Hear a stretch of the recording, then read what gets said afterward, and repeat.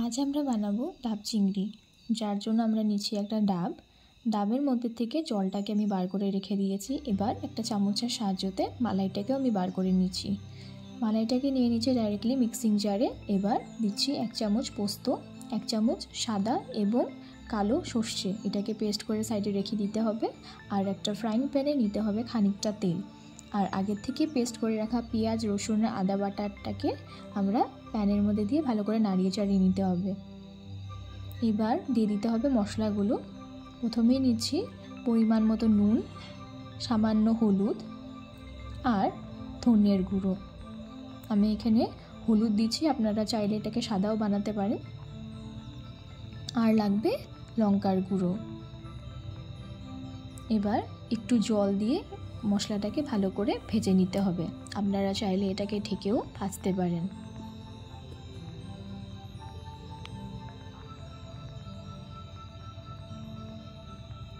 এবার আগের থেকে ধুয়ে বেছে রাখা চিংড়ি মাছগুলোকে এর মধ্যে দিয়ে দিতে হবে।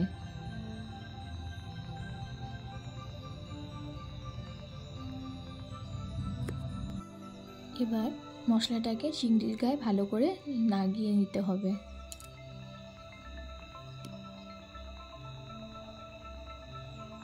আমরা চিংড়ি মাছটাকে 50% মতো যাতে সেদ্ধ হয়ে যায় ততক্ষণ অবধি আমাদের এটাকে ভাজতে হবে। তারপর আগের থেকেই পেস্ট করে রাখা পোস্ত, সর্ষে আর মালাইয়ের পেস্টটাকে এর মধ্যে দিয়ে ভালো করে একটু নাড়াচাড়া করে নিতে হবে।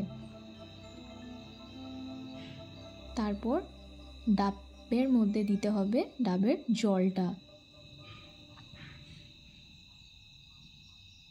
আর আমাদের আগের থেকেই আধা ভেজে রাখা মশলা এবার ডাবের ভিতরে আমরা দিয়ে দিতে হবে।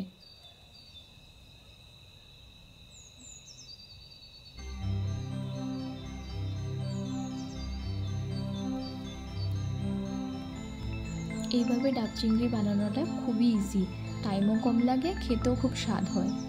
এবার নারকেলের উপরের অংশটাকে আমি দিয়ে ভালো করে চাপা দিয়ে একটা ঢাকনা দিয়ে ঢেকে রাখছি।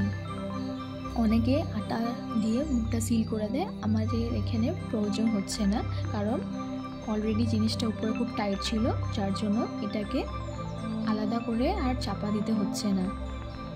এবার 10 থেকে 15 মিনিট ভালো করে স্টিমে দিলেই আমাদের ডাব চিংড়ি একদম রেডি। এটা খেতে খুবই স্বাদ হয় আর বানাতেও খুব ইজি। এইভাবে একবার ট্রাই করে দেখবেন।